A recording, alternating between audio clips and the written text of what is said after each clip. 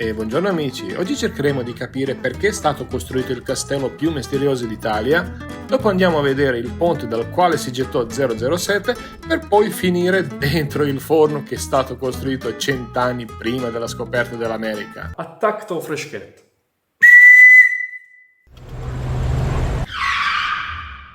Buongiorno, oggi per cambiare è Mocha Day. Il problema che avevamo ieri è stato risolto grazie ad Andrea Camper Zona Asti, e per dire che noi siamo in Puglia. C'è comunque la gente che prende sul serio quando uno chiede aiuto online. Non vi dico nemmeno i commenti che ci hanno lasciato. Noi oggi pensiamo di andare a Polignano, ma il bello del camper è poter cambiare piani e a Polignano andremo tra qualche giorno. E prima di partire facciamo camper service. Dobbiamo pulire anche obiettivo. Si parte! Guarda quello! Belli! Abbiamo voluto prendere una strada molto secondaria e ora dobbiamo aspettare questo treno molto veloce. Non è immagine rallentata. E 200 metri, questo è il terzo binario che troviamo. E visto che abbiamo trovato un distributore con un ottimo prezzo, facciamo un po' di diesel, visto che questi giorni i prezzi stanno salendo alle stelle, quindi si fa all'africana.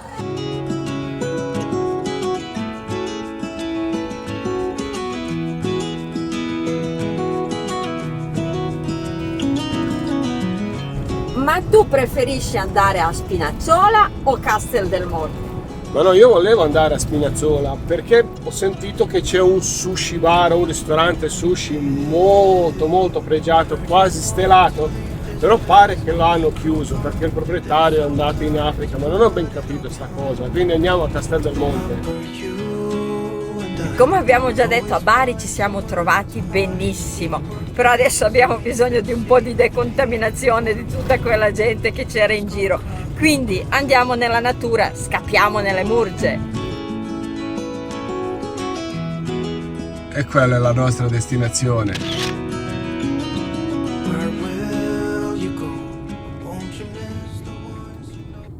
Dalla prima volta che abbiamo messo piedi in Puglia abbiamo sempre desiderato visitare il Castel del Monte.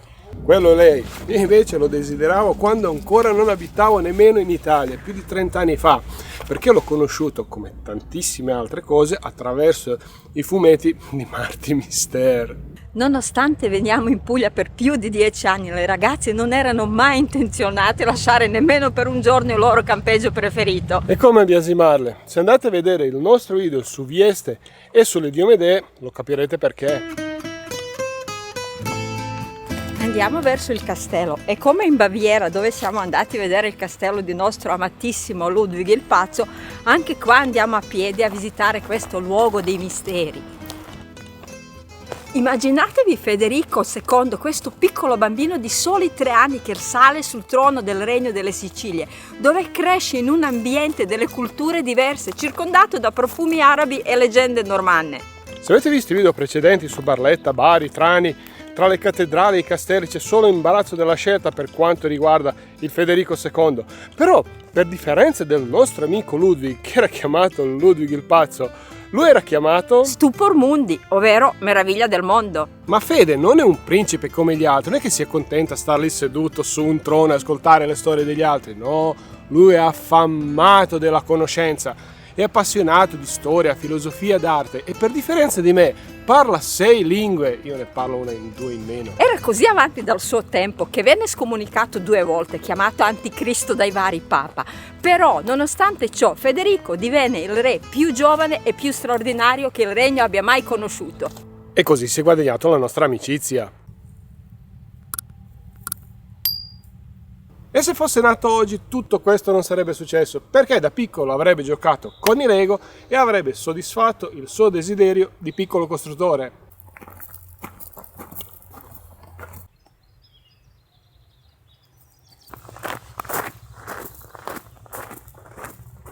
Mamma mia quanto si sono stancati! Ed eccoci arrivati. Ragazzi, non c'è immagine a questo mondo che può trasmettere l'emozione che si prova di fronte a questo castello. Infatti c'è qualcuno che sta già piangendo. Se non siete esperti dei castelli medievali, forse non avete notato l'assenza di due cose importantissime, il fossato e il ponte levatoio. E questa cosa aumenta ancora di più il mistero che c'è intorno a questo castello. Il castello è conosciuto come ottagono più famoso d'Italia, e non solo, perché poi ha 8 torrette ottagonali, insomma, tutto quanto nel segno dell'8. Non è mai stato scoperto il perché di questa forma. Alcune ipotesi dicono che rappresenterebbe la corona di Federico II. Altre ipotesi invece dicono che è stato stesso Federico a idearlo e progettarlo. Il castello domina la collina e il paesaggio murgiano da una parte e l'Adriatico dall'altra e nel 1996 è diventato il patrimonio dell'UNESCO. Ma con il numero 8 non è mica finita, sembra una cosa infinita. Perché all'interno abbiamo 8 piani e 8 stanze per piano, ma sono stanze semplici dove trovate solo il necessario per lavarvi. Non trovano mica le sale da ballo ai banchetti. Anche i colori di questo castello sono pazzeschi, anche un discromatico come Sasha riesce a distinguerli. C'è il bianco della pietra calcarea e poi c'è il marmo mescolato alla breccia corallina, che mi sono informata, e il corallo mescolato con la materia organica. Tutt'oggi non è chiaro per niente lo scopo di costruzione di questo castello. Alcuni dicono che si usava per studiare scienze, altri invece dicono che fosse una sorta di tempio per i templari dove dovevano fare certi passaggi per poter effettivamente ricevere il battesimo e diventare templari. Sarebbe bello poter tornare nel tempo e scoprirlo. Come avete notato non siamo entrati nel castello perché all'interno trovate sostanzialmente le stanze spoglie. L'unico modo, diciamo così, per visitare è con una visita guidata. Guida che vi spiega tutto, però noi non siamo molto quelli delle visite guidate, quindi Ci siamo informati un pochettino da soli, poi magari loro riescono a spiegare qualcosa di più. Un'ultima cosa, dopo aver visto per decenni centinaia di foto, ce la siamo immaginati molto più alto e di un colore molto più grigio. E qui nel parcheggio a pagamento dove noi non abbiamo parcheggiato troverete bandiere ordinate in ordine cromatico. E buon couscous a noi! buon appetito! In una giornata non caldissima, comunque calda, il couscous è una nota di freschezza con mozzarella, salmone e salsa al pomodoro. Poi qui davanti a questa chiesa dove non c'è nessuno, posto meraviglioso. Paradisiaco, direi. Ma tu segui Duccio di Sivola? Sì. Duccio Street Food. Duccio Street Food. Comunque staremo qua ancora un po' a riposarci.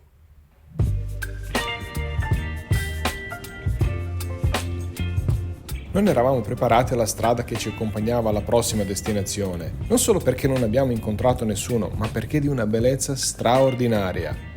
Prima o poi torneremo nel Parco Nazionale Alta Murgia per conoscerlo meglio.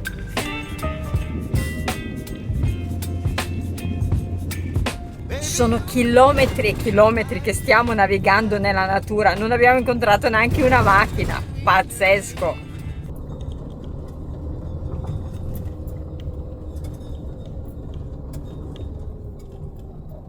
Che posto che abbiamo trovato subito vicino alla strada! Sembra proprio che questo qua è un abbeveratoio. Sicuramente questi pascoli una volta vedevano tantissimi animali. Ora vi faccio vedere dove siamo. Quello giù è Maya, vicino a questo abbeveratoio. Abbeveratoio, una fontana. Ecco. E nel giro di chilometri e chilometri non c'è anima viva. Non so quando l'ultima volta abbiamo visto una macchina. Sì, lì dovrebbe esserci qualche fattoria lontano. E ovviamente ci sono le antenne. E poi, senza antenne, come facciamo a lavorare?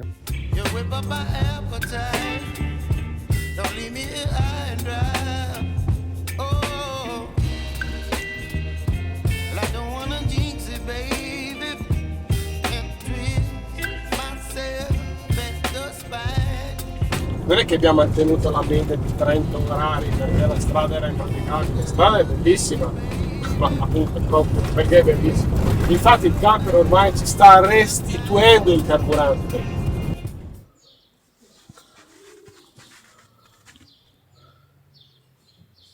Arrivati a Gravina in Puglia siamo partiti verso il punto ben preciso e per raggiungerlo abbiamo attraversato l'intero paese. Per fortuna nella piazza abbiamo incontrato i bambini, altrimenti, a parte qualche pano steso, sembrava che non ci abitasse nessuno. Ma forse è normale per domenica, ora di pranzo. E siamo arrivati a Gravina in Puglia e se vi aspettate di sentire alcune notizie storico-culturali dovete cambiare canale, perché dovete ricordarvi, siamo quelli che girano l'Europa ma anche in Italia e utilizzano come la guida il fumetto di Martin Mister, ma questa volta ci siamo spinti oltre. Qui siamo per il signor James Bond. Qui è stato girato il No Time to Die, dove Daniel Craig, anzi un stuntman, si lancia dal ponte di pietra che collega due gravine. Se non avete presente la scena, vale la pena di vedere il film. Ma avete presente l'altezza? In realtà altezza non si percepisce neanche perché non si vede il fondo. Non ci crederete, ma ho intravisto il fiume. Questo è il ponte e invece il fiume l'ho intravisto di là in fondo, molto in fondo. E visto che siamo andati fino a Praga per prendere il caffè, nel Caffè Bond dobbiamo venire anche a Gravina. Comunque, quello del Caffè Bond lo potete trovare nel nostro Birra Tour, primo video su Praga. Ma torniamo seri, siamo venuti a Gravina a vedere le gravine, queste formazioni rocciose che sono state create nei secoli dall'acqua che erodeva le rocce creando dei canyon profondi anche 100 metri.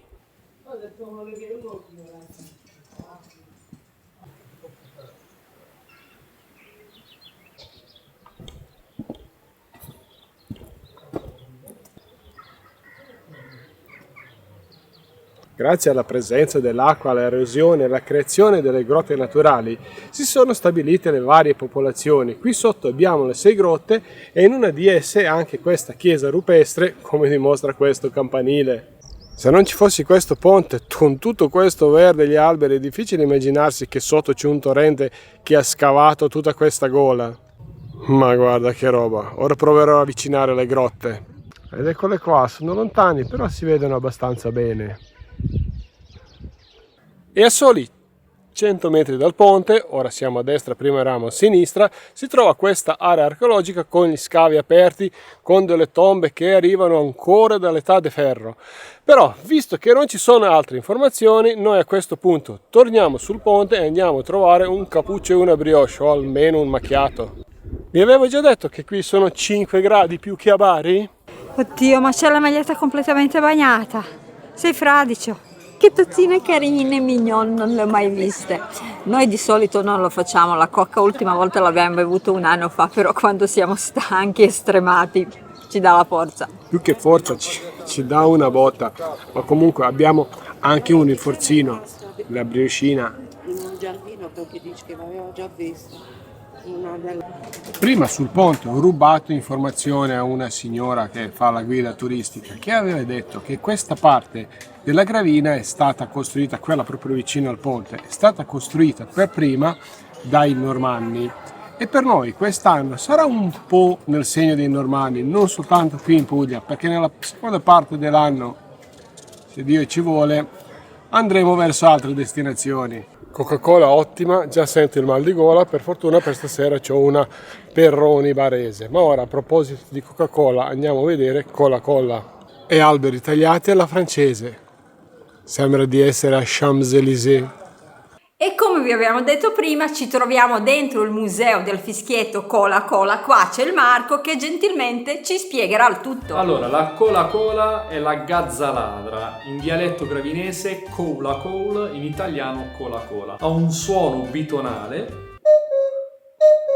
I colori richiamano i nostri terreni primaverili, rosso il papavero, blu il cielo, verde la natura e giallo il grano. Sono nati come gioco per bambini poveri e servito anche come richiamo della cacciagione agropastorale e mezzo di comunicazione per il pellegrinaggio della via più antica, mentre la Cola con l'uccellino simboleggiava il segno di fertilità, ovvero la donna in dolce attesa. Questi bellissimi lampadari si mettevano nelle culle dei piccolini, dei neonati, perché erano delle giostrine, degli scacciapensieri. La promessa di matrimonio, lo sposo lo donava alla futura sposa perché sul fischietto rappresentava la ricchezza e l'albero genealogico della famiglia dello sposo. Invece la mia piccola cola del mio bisnonno ha 103 anni di vita. Oltre al museo di Cola Cola, qua trovate anche una parte di casa dove abitavano gli avi di Marco. Questi mobili sono stati recuperati e restaurati da loro. E qui ci troviamo nel laboratorio dove nascono le opere di Marco e finiamo con una bellissima cucina in muratura. E qui dicono: attaccati al fischietto. Attacco freschetto.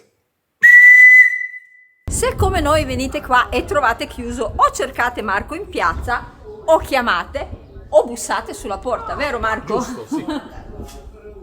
Comunque non potete sbagliare dove si trova. E da Gravina è tutto, vi salutiamo da questa piazza gremita da gente. Quando siamo arrivati sembrava un paese abbandonato, invece guardate adesso. Ciao piccolo amico di Gravina. Ed eccoci tornati al cimitero e al camper.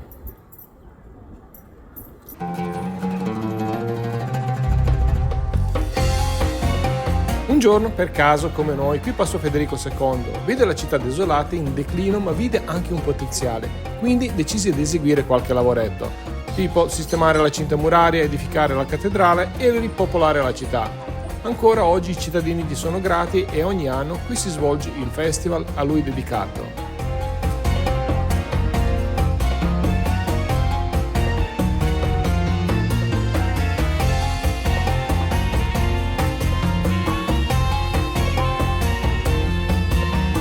Buongiorno da Altamura, siamo qua per una visita puramente gastronomica. Siamo arrivati al forno di Santa Chiara che esiste qua dal 1423, ovviamente siamo venuti a comprarci il pranzo.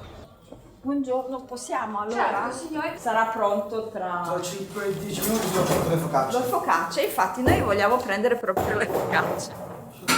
Ma queste pale avranno almeno 3-4 metri. Oddio santo, questo è pane al cioccolato. E questo quando sarà pronto? Questo qua per mezzogiorno. La legna, quanto durano? 2-3 giorni massimo. E questo è il forno. 50 metri quadri di forno. Le focacce, il pane e da questa parte il brace. Quindi il forno è del 1380.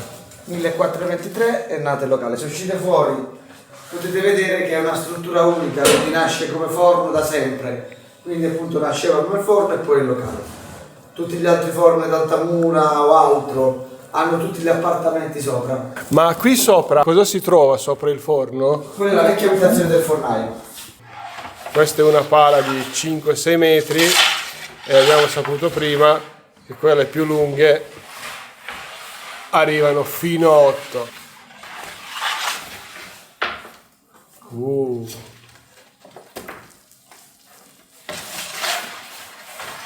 E un'ultima sbirciatina al forno prima di andare. Questo però è un pane che a qualche giorno dovrà usare per le bruschette. Adesso noi andiamo a fare un giretto, poi ovviamente torneremo per comprare le focacce. E ci sta pure la canna fumaria. Dietro le mie spalle c'è il monastero delle Clarisse Santa Chiara e sono state loro a inventare il famoso dolce sete delle monache, che poi andremo ad assaggiare. E la colazione la faremo qui, in uno dei bar più antichi del paese. Devo correggerlo, è il bar più antico del paese.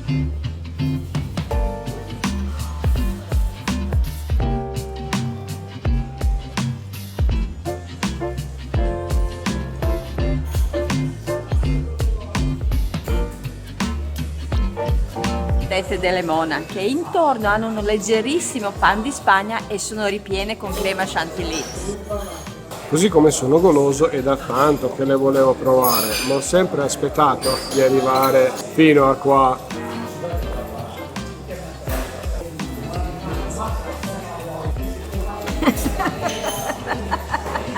Allora, ti vengono le lacrime agli occhi. Pan di Spagna è una nuvola con un leggerissimo zucchero a velo e la crema ha una leggerezza indescrivibile. A me piace la crema gialla, ma non proprio la chantilly, ma questa è talmente leggera, talmente si sposa con questa nuvola che un gusto che dico. Io confermo tutto. Ottimo. C'è i baffi. Va benissimo. Pure cappuccio è perfetto. Queste qua sono le tette delle monache, mentre questo sono i sospiri. La cattedrale di Altamura, come le altre che abbiamo visto fino adesso, è stata fatta per il volere di nostro amico Federico II e anche in questa qua potete visitare sia Matronei che salire sulla torre.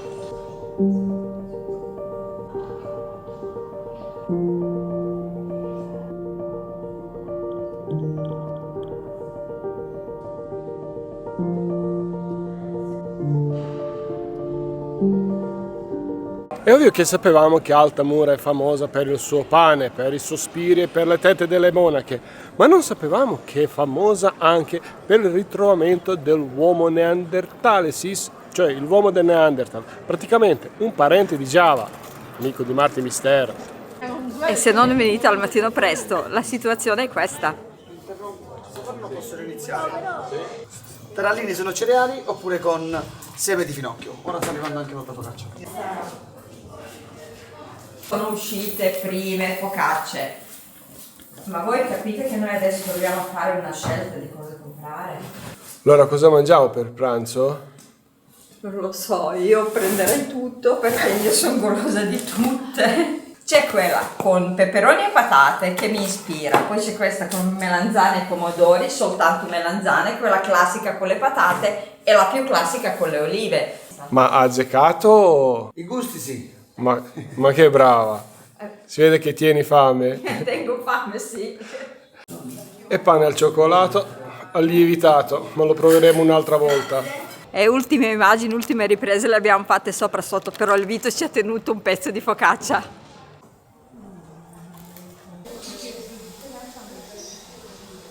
Arrivato il momento di assaggiare le focacce dell'antico forno Santa Chiara. E visto che si è fatto tardi sia la focaccia che stretching nella pista del cartodromo, lo lasceremo per un'altra volta, quando visiteremo Matera. A Matera invece abbiamo scoperto un nuovo gusto del gelato che è subito diventato il nostro preferito e appena fuori dal centro storico, cioè fuori dai Sassi, abbiamo mangiato uno dei migliori panzerotti di sempre. Quindi vi rimandiamo a lunedì prossimo alle 19:30 e se avete piacere lasciateci un like e iscrivetevi al canale perché il viaggio continua.